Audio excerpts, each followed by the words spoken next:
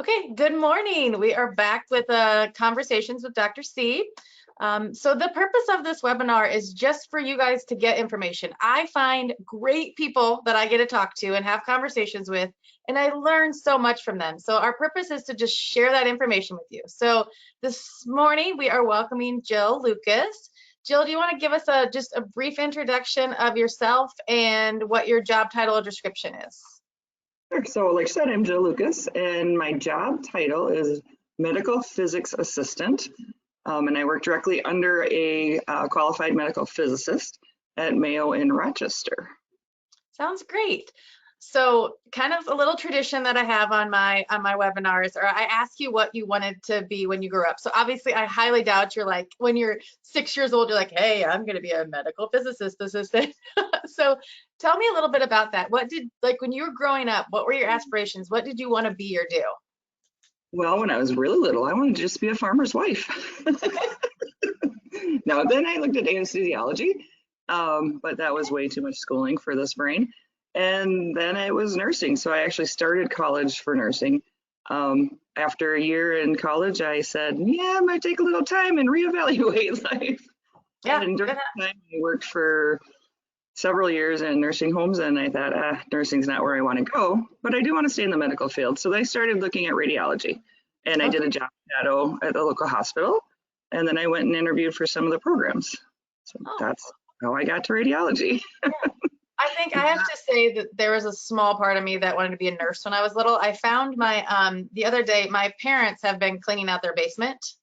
So we all, so then I just get all my crap that I had from when I was little, and I found this napkin that I wrote on when I was 8 and like what I wanted to name my kids and that I wanted to be a nurse. So at 8, I wanted to be a nurse, but I just don't think that's why we're kind of calling this webinar, non-traditional things in radiology. I didn't know even radiology existed when I was 8. I mean, you're kind of grouped into these very stereotypical career types. My first major in college was horticulture. I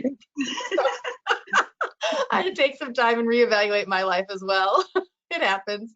So, but I think most of us have that healthcare related field. Like we knew we wanted to do something in healthcare. So what was your draw specifically to healthcare? Was there something that, like, because you mentioned anesthesiology at first and then nursing and kind of found radiology? Yep. It's okay. What was your, so what was your draw to healthcare? Probably just with my dad. He actually had lung cancer at a very young age, and I think that was my biggest draw, was seeing the nursing staff working with him during his illness. And I think every little girl probably thinks about being a nurse. I'd probably give you that one. Yeah. I agree. So how about your first job in, let's go in radiology. So what did your first job in radiology look like? It was about 6 months after I graduated. So I graduated in 1996, holy buckets. And there was a job. There was no jobs in radiology. So I actually had to wait 6 months before I had a job offer. Lots of applications out there, but then my first job was at Mankato, and it was Emmanuel St. Joe's Hospital. And I worked in general radiology, and then I cross-trained to nuclear medicine and CT. So really? And was nuclear medicine or CT something that you went into thinking, or was it just available to you at the time? Just was available, offered, and I said, sure, let's try this. Okay. Isn't it weird how like life's paths kind of take you like that though? I wasn't in love with radiology necessarily. Like I was like, I want to do something healthcare and I don't want to be a nurse. So what do you got for me? That's kind of how we find that. So, so tell me a little bit about your first boss. Did you learn something from him or her, or kind of flow through that relationship with me? What was that like for you to have that first boss 6 months out of X-ray school? So Ann Chapman was my first supervisor. She was absolutely amazing. She was, supportive of staff learning different things. Letting a brand new student go into nuclear medicine. How about it? Yeah, very much influenced me to become active in our state society and the ASRT, big promoter of that kind of stuff. But also was a believer of, you're here to work, so work hard. then we have fun later. So, I like the kind of, but she was fun. kind of business in the front, party in the back type of mentality. I kind of like that. I feel like I could have lived in the 1920s where like I ran a business in the front and like a speakeasy in the back. I think I probably could have got into that. So, all right. So how about your progression of your careers? So you started as a general radiographer, moved into CT and nuke med. Kind of run us through like your career path. Sure. So after about a year and a half, 2 years in Mankato, my husband decided he wanted to move back towards Rochester. So job market was a little better at that time. So I started applying at Rochester Mayo. I had 2 interviews, got hired after the second one into general radiology again at St. Mary's. So the hospital tech life. Worked in general radiology for only about a year. And then it was very different from a smaller healthcare site to the big one. And then breast imaging position opened up. So I actually did breast imaging for 10 years. Oh, wow. Yeah.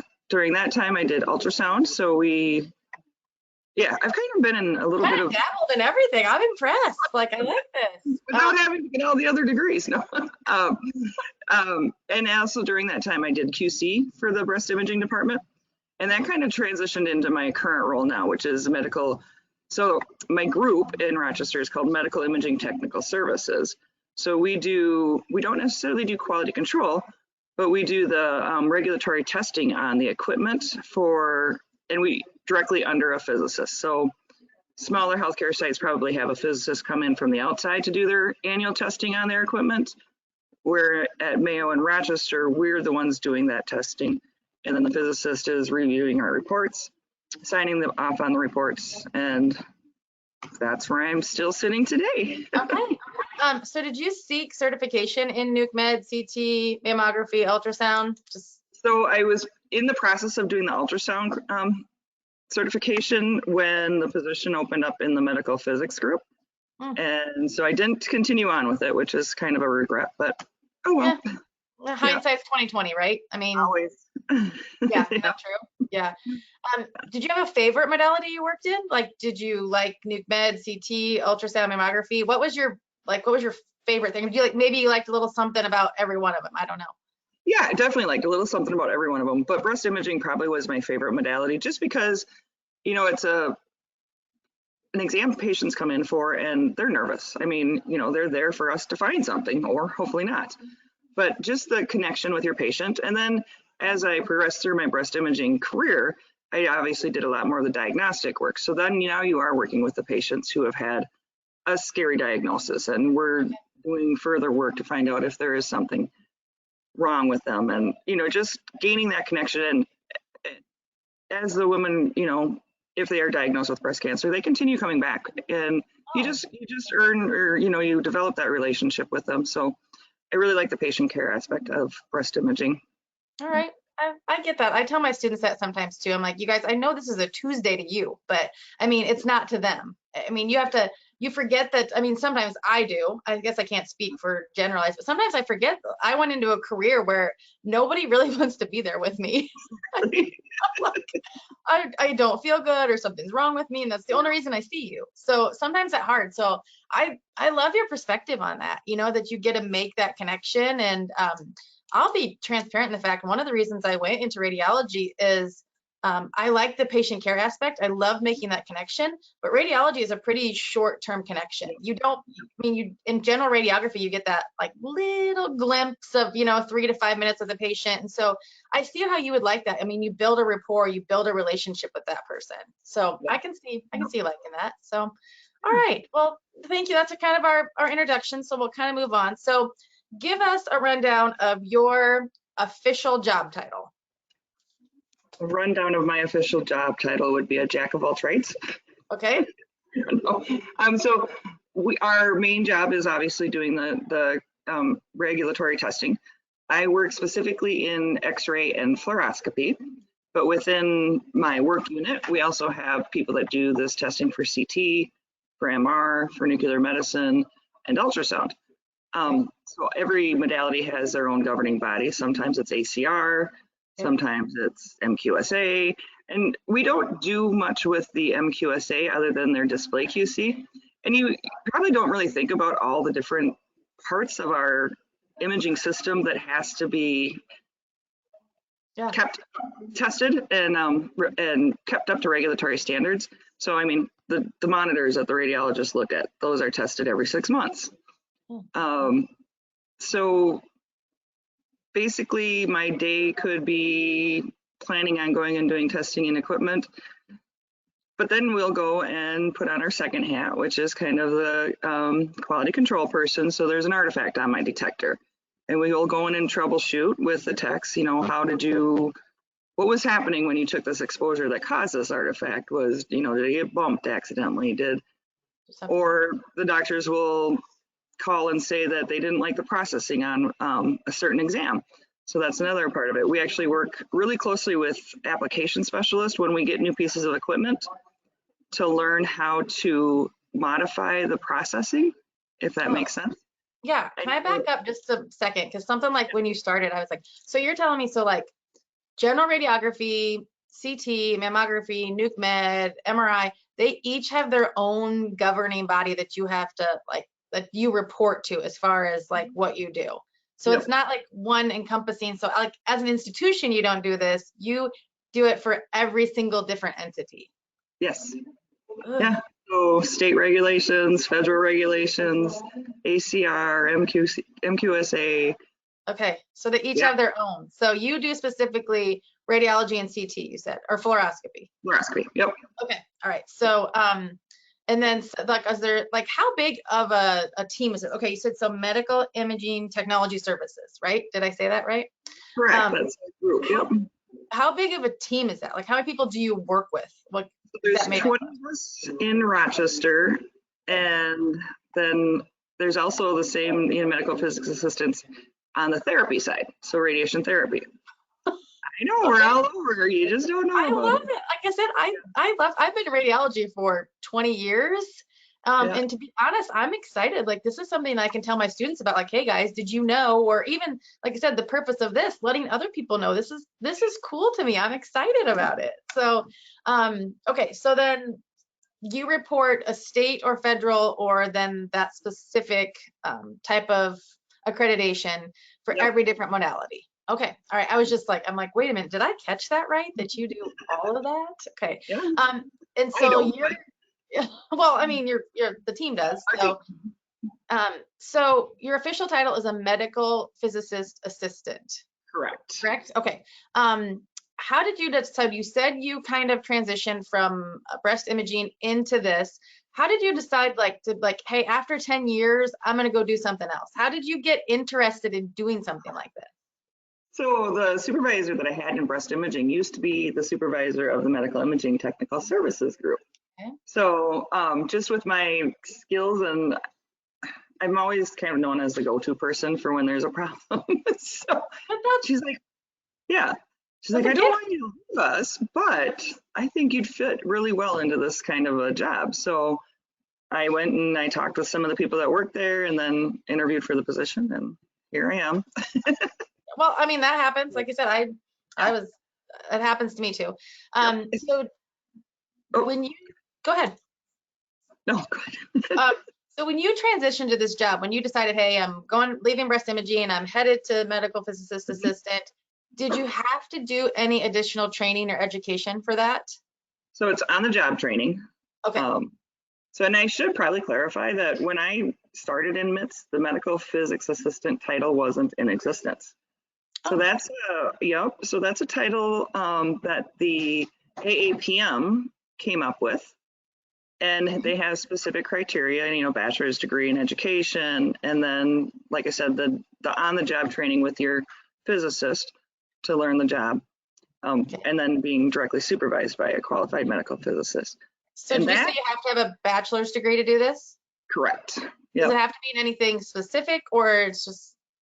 So I obviously have a bachelor's degree in radiology. A lot of it is medical science. A lot of people have medical science degrees. Yeah. Okay. So you have to have a bachelor's degree, and then you do on-the-job training with it. So how long is your on-the-job training? If I was going to like walk in tomorrow and say, hey guys, I want to do this, I don't know anything about it, how long would it take to train me on the job? We say at least a year. Okay. Yep. before you're fully trained. And yeah. Okay. And it's, I mean, it changes. You know, there's new rules that come out, and so you're kind of compliance, like you have to be aware of that too. So part of your scope of practice is being up to date if there's a new rule or regulation that comes out specific to that. Okay. yes.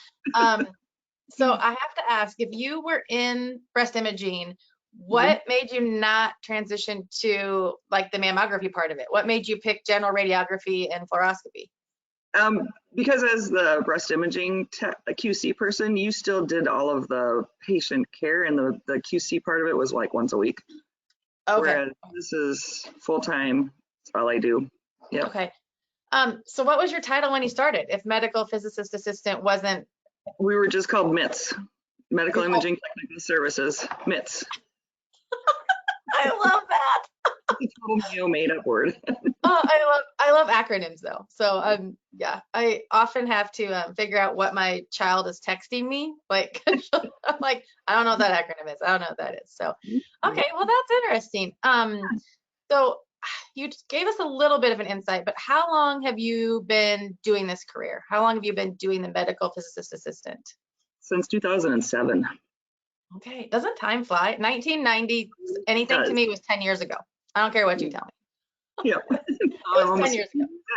I know, I'm like, I thought that the other day, someone told me 1990 something. I'm like, well, that was like 10 years ago. And they're like, Mary, that was 20 years ago. I'm like, no, no, they didn't. So yeah. All right. What advice would you give to someone who was looking to go into this field? You have to be curious and not afraid to, okay, I probably got the job because I said, I'm not afraid to push buttons and figure out what's going on. Someone else can fix it if I break it. I love it. My sister always tells me that if she was my keyboard, she would be afraid of me because I'm like, I just keep hitting it. So I love the curiosity aspect of it though.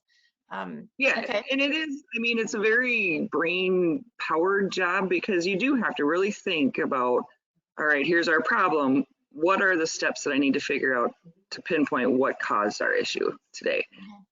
So, you know, it's looking at what technique was used. Did they position the patient well? Did the detector get dropped? You know, all that kind of stuff. As far as the regulatory testing, that's pretty black and white because it's either it passes or it fails. Sometimes we'll troubleshoot to figure out, is there something with our setup that's wrong, that maybe we're getting a wrong reading or measurement. And we'll repeat the test before we say, okay, yep, there's definitely a problem here. So that part of the job is probably the easiest part, the actual testing part. Okay. It's all the other questions we get day to day. Do you think it would be okay for someone coming right out of X-ray school to go into this? Would you recommend a little bit of other, I mean, because it kind of seems like you would have great, like this great experience in different modalities coming in. I mean, would you, are you glad, does that serve a purpose for you to have that kind of, could be in all those different modalities before you went into this? I don't know if necessarily the different modalities helped, but I think having the experience working, you know, with the equipment and understanding how it works or how it's supposed to work, definitely is going to help someone. I'm going to sneeze, sorry. Okay. Sneeze. Edit. You're allowed. You're allowed. It's a team. Having the experience working with the equipment is important because if you don't understand how the equipment works, there's really little chance that you're going to be able to figure out what part of the process is broken or not working correctly. On that same note, the last person we hired into the rad fluoro group was a MRI technologist. So she'd been out of the X-ray, general X-ray field for 5 years, I believe. Okay. And she said, you know, it took a little while to get back into remembering how X-ray worked, not MRI, but yeah, totally doable. It's, you know, like I said, taught on the job. So if you're willing to learn and that's interesting. I just thought, so maybe just general experience. It's kind of like any other career though. You know what I mean? You're, you know, a little more that you kind of have to bring in with you, the more it kind of flows down and it's easier. So I get that. But sometimes I think new people have the best perspective too. I will, I'll talk to someone and I'll be like, now I feel really bad about paying all my school loans. because I completely missed that. So it's good to know that if you really had the interest and the curiosity, and that's, I can kind of understand what you're talking about, like how your brain works. You like the critical thinking aspect of it. You like the problem solving aspect of it. So those would be good characteristics for someone who wanted to go into the field. Yeah. Okay, that makes sense. Yep. We talked about like career and training. So tell us a little bit about, you mentioned that you work with the apps personnel that come. Mm-hmm. So tell me a little bit more about that. Like, what's your role or responsibility with them when the app person comes? So obviously when we get new equipment, we really need to understand how it functions kind of from beginning to end. So learning how the new piece of equipment or works is important for us. But then we dig into the backside of it that probably the technologists don't really think about. Setting it up so that it has a certain look that the radiologist likes. You know, can we adjust contrast? How do we get better bony detail? And understanding the process that the vendor uses. You know, every vendor is different. Our DICOM headers are a huge wealth of knowledge that most technologists probably don't even think about looking at. So what your DICOM, what did you say? DICOM header. So okay. Every digital image has a DICOM header built into it where it tells you everything you want to know about the image. Okay. Who the patient is, what time it was taken, did they use AEC, what technique was given with AEC. They didn't use AEC, what technique did they set manually? Yeah, it's big old tattletale bar is what it is. Honestly, it is.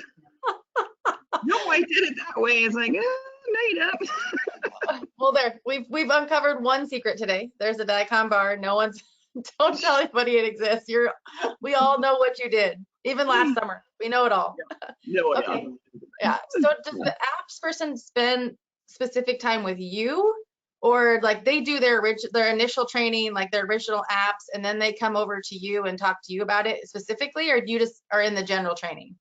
So we will do the general training if it's like a brand new piece of equipment that we've never even seen. And then we almost always are guaranteed at least an 8-hour day with the applications personnel. Oh. And our physicist is usually involved with that. It's not, you know, it's kind of their baby, but we help babysit it. Those people are important, yes. Very, yeah. But yeah, we'll spend at least an 8-hour day, especially on new pieces of equipment where we've never seen the processing. And vendors are never happy with where they're at, so they're always changing their processing. Isn't that handy? I bet that's easy, huh? Super handy, yeah. All right. Thinking.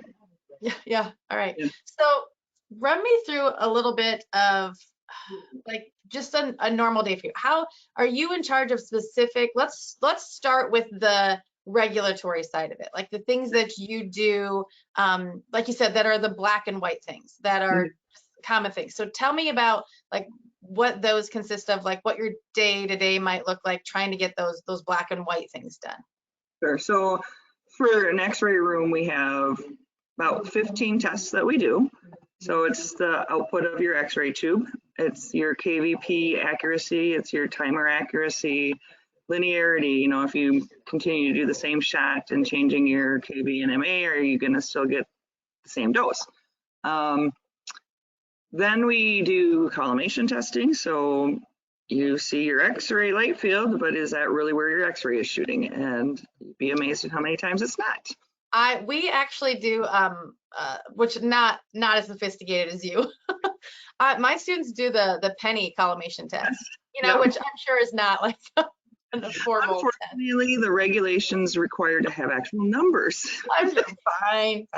But we do that it just gives them an introduction to quality assurance, you know, and I can definitely see, no, we don't produce any numbers, but we're almost always someone's collimation is like clear off or clear, you know, so I can believe that happens. So do you do, so these 15 tests, they have, I would assume they have like, this one has to be done every 3 months. This one has to be done every 6 months. This one's annual.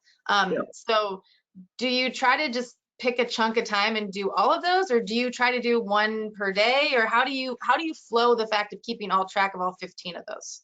Yep. So we do, once we have a date set, we'll do all the tests for that piece of equipment. And for an X-ray room, it takes about 2 hours.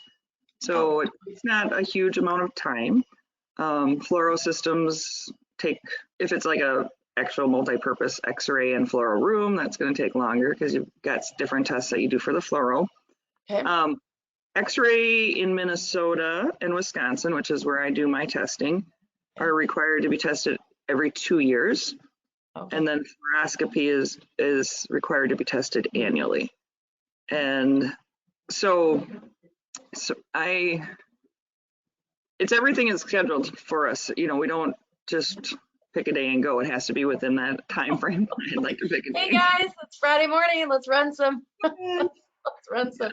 We were joking the other day. We were trying to. I couldn't say the word. We were talking about reciprocity.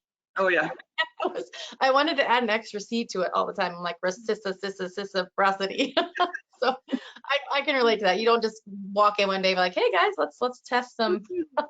So we schedule it ahead of time, and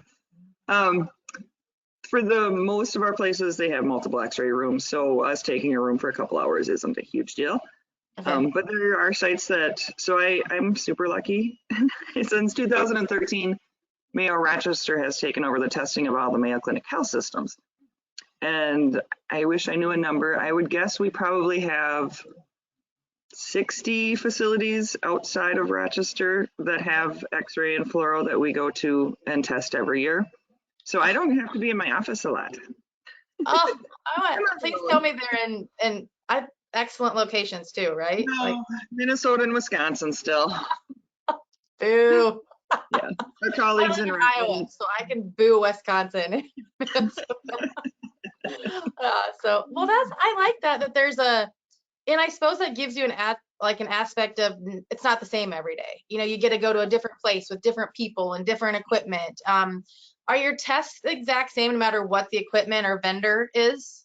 So what we've done is, so Wisconsin has just one different test required over there. So we've just incorporated it, and we're going to test it everywhere we go, whether it's a Wisconsin site or a Minnesota site, excuse me. But yeah, the testing is exactly the same. Yep, okay. We do it all. I would assume so, but like I said, I didn't even know this existed as a career. So you know what assuming does. So I don't want to do any of that. All right, yeah. So how about the day-to-day? Let's move on to the day-to-day problem-solving part of it. Like, what happens if you show up for work on a Thursday morning and there are no like specific tests scheduled and there are no, like, you're not traveling to anywhere? What does that day look like for you then? What else do I do? So I am in charge of the radiology accreditation payment system. So we do, and I do a lot of the bookkeeping, I guess you could say. So making sure like credentials are up to date for the physicist, making payments to the ACR for all of our sites actually within the health site. We also work on technique charts. So in Rochester, we still do a lot of manual techniques, which is probably different than most sites. Most sites are probably mostly AEC. I don't have a typical day because literally I can go in thinking this is what I'm going to do today, and it's nowhere near what I did. Right. Exactly. I think that's fairly, yeah. I think that's par for the course for a lot of people, though. Yeah. So we do a lot of education for technologists. So we'll do AEC education. Actually, we're working right now on a DICOM information. So, you know, what is the EIDIS number? What are all these things? What do they actually mean? I mean, you learn about it when you first get the equipment and they talk about it, but then it's forgotten. And then all of a sudden the question comes up, now, what is my EI supposed to be? What does this DI do? So we'll do help guides, maybe is the better word for it. I would love to have someone like that. I help teach CR and DR, and I have to sit in my office. I'm not gonna lie, for like an hour, 2 hours. Like, okay, I wrap my head around this. I got my head, and this is directly proportional, and this is not directly proportional, and this is patient dose. So what a great skill set to have, to be able to go in and talk to people and tell them about that. and also for them to be conscious of it. Sometimes I think we started doing that with clinical objectives. And so it made our students conscious of the fact that those numbers exist and they do mean something. They don't just, they don't just come up for the fun of it. So, well, that's great. And then how about that problem solving? So if they, do you train the technologists to recognize artifacts, to recognize certain things? Yep, so we do. We work with the lead technologists mostly are kind of the first step of the process. So the technologist, if there's an issue in their room, should call their lead technologist who has a little more experience, and they try to troubleshoot it first. And if they aren't able to get it, then they'll escalate to us. And sometimes it's, you know, going into the room and watching exactly what's happening. And, you know, unfortunately, a lot of times it's, that must have been a fluke because it's not doing it again. Or it just got scared, like someone knows what they're doing, quick. Right. Or it's the, you know, the normal help desk phone call where I've done everything I can do on my computer and I can't get this to work. But as soon as you make that phone call to the help desk. That's what I meant by that. Not that I meant like that happens. Like I swear if I have an IT issue, I try to be a big girl and solve it myself, you know, so I don't have to call anybody. But the instant I call someone, then it doesn't do it again, or it does it. And I'm like, oh, are you kidding me? I'm like, yeah, I know. I swear it's afraid that like, someone like, you know, from my perspective, like my computer's like, so she called somebody who knows what they're doing. We better stop, you know. So, all right. We do, you know, we do some troubleshooting and to make it easier for the technologists too. So one of the issues that we just got done kind of figuring out was on one of our newer pieces of equipment, our lumbar spine x-rays on our bigger patients were always motioning or they'd hit backup time. So we worked with the vendor again to figure out how can we solve that problem. So we ended up using a fluoro program actually, which sounds crazy, I know, but it allows us to extend the time. So for the larger patients, it doesn't hit that backup time. Okay. So stuff like that, you know, it's every day is different. I never know what it's going to be, honestly. I like the aspect though that you get to apply different things. I mean, you it's like this doesn't necessarily make sense, but it might work. So I love that. I mean, do you have a lot of freedom and liberty to try things like that and do things like that? We do, and you know, we'll do a lot of the troubleshooting and figuring out, and then we have a weekly meeting with our physicists. So, and then we'll talk about all these things that we've been trying or doing, and they kind of give the blessings or hey, that's a good idea, but let's try this instead, you know. They're very hands-on. You know, they're a phone call away, basically. So when we're stumped, we just pick up the phone and be like, help. Okay, but I mean, I like that there's levels though. Like there's a lead tech who attempts to kind of solve it, and then there's you, and then there's another phone call. So I like the fact that it works in levels. So that's kind of prefaces into my next question. If you work, do you work primarily alone? Do you work in a teamwork environment, or does that kind of change depending? Yeah, it depends on what you're doing. I mean, the testing stuff is you can go and do that all on your own, but a lot of the troubleshooting stuff, because we have a lot of vendors, unfortunately, we don't have just one. So we kind of have people that are more specialized in this vendor versus that vendor. So if you get a phone call with an issue, you're going to pull in that person that's got that expertise on whatever piece of equipment it is. Okay. So yeah, troubleshooting is almost always a team. And like I said, that weekly meeting we have that a lot of times is just spent talking about issues and how we are trying to solve it and what we should try next if it didn't work and stuff like that. And one of the more recent things we started doing is our house sites so that they are able to kind of do this kind of work troubleshooting on their own. So we're doing a monthly kind of get together with them and teaching them little nuggets of stuff, and they bring to us whatever issues they might have seen that during that month time. We kind of go through it and say, okay, this is what we would do to troubleshoot. Okay. And so now we're teaching them how to do it, because obviously we're not at their facility and it's really hard when you're not. So those are your like 60 other facilities that you kind of talked about that, okay, they might only see you once a year then, or how often do they see you? Yeah, once a year. Okay, so now they get at least, like, I like that nugget aspect. So once a month they would be like, hey, here's something that we kind of noticed. You know, can you help us with this? Yep. Okay.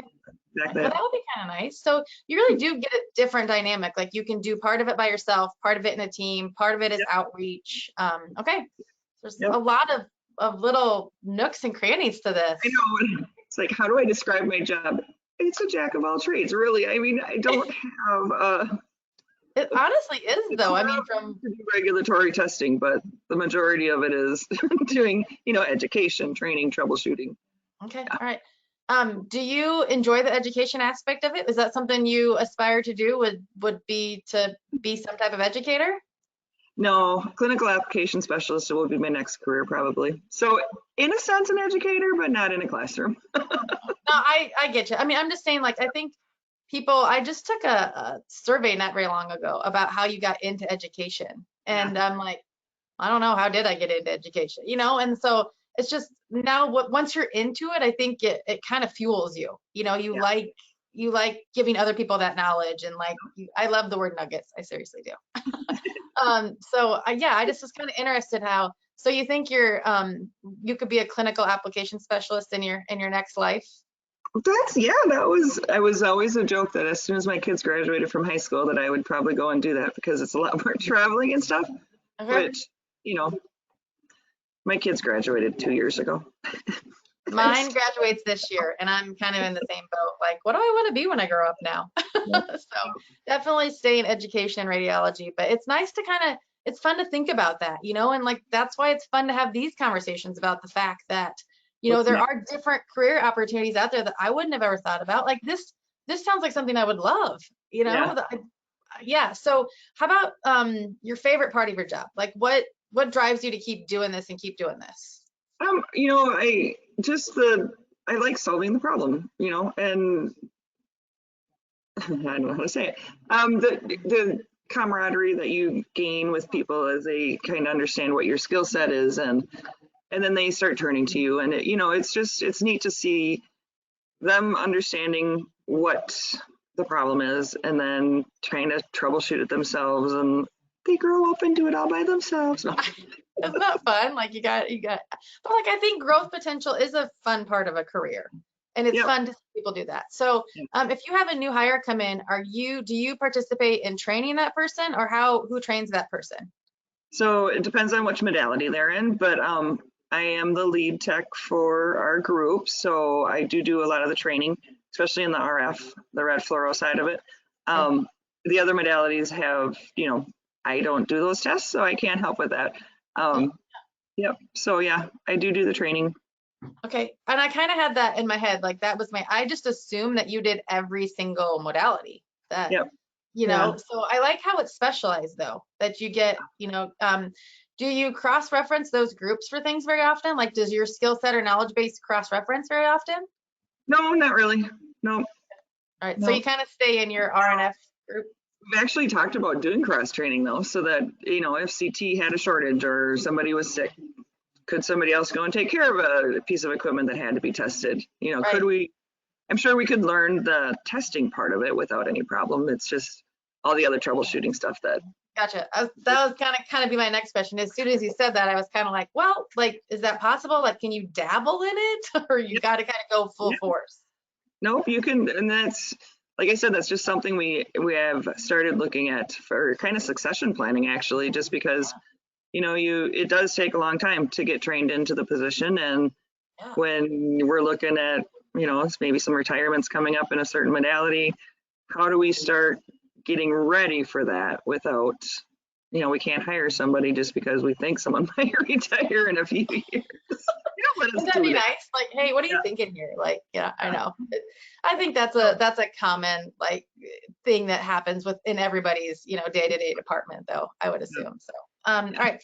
How about, so we kind of talked about you being the jack of all trades. Anything that has come out of this job, anything you were surprised, like once you got into it, you're like, wow, I can't believe I'm in charge of something like that, or that's my role, or that's my scope in this? Pretty much just every day. I mean, like you said, it's not a job that I ever thought about doing until I was in it. And then it's just like, and it's a pretty good job. I'm not gonna lie. Good for you. What are your hours like, or on call? Do you have any of that? Nope, we are not an emergency call, so there's no call for us. That goes always to the biomed group. Okay. Super flexible because we have to be to work around patient schedules. So there might be times where I have to come in and work on a Sunday to get the testing done in the OR, let's say, because Monday, Friday, they don't want you in the OR, obviously. We have some facilities that are super busy and they'd rather us be there in the late afternoon and evening. And it's totally flexible. We will do whatever the facility wants, Okay. So. Okay. Right, that makes sense. Yeah, I was kind of curious about that. I'm like, maybe there would be a, some type of on call or something like that. Yeah, so that's our group. Well, that's okay. But I wouldn't have thought about the additional hours, but now that as soon as you say that to me, it makes perfect sense. Like, yeah, you couldn't walk into an OR on a Monday at 10 o'clock and be like, hey, I'm here to do your your testing. So Is that okay? Yeah, that makes sense. Like you see, the radiologists are reading and 24/7 at the hospital sites. So there's some early morning or late night hours when you got to get into the reading rooms when they're open. And Okay. Yeah. So are the reading rooms a specific breakout like RNF and CT and MR, or does everybody take part in that process? So yeah, everybody does a little bit of the displays from every modality, depending on Okay, that makes sense. Yeah, that's something, like I said, again, something I wouldn't have thought of, or that I was, yeah. So, all right. How about, so we're just gonna kind of start working on our wrap up here a little bit. Something that you're most grateful for in something you've learned, or just in life. It doesn't necessarily have to be, radiology related. Yeah, it doesn't have to be work related. It can be. Yeah. No, I just appreciate a lot I'm trying to think of the right word, just the opportunities I think that are available when you work in a bigger healthcare facility like I do. I mean, obviously there aren't medical physics assistants in our small clinics, and Sure. You have to be in a facility where there's qualified medical physicists working.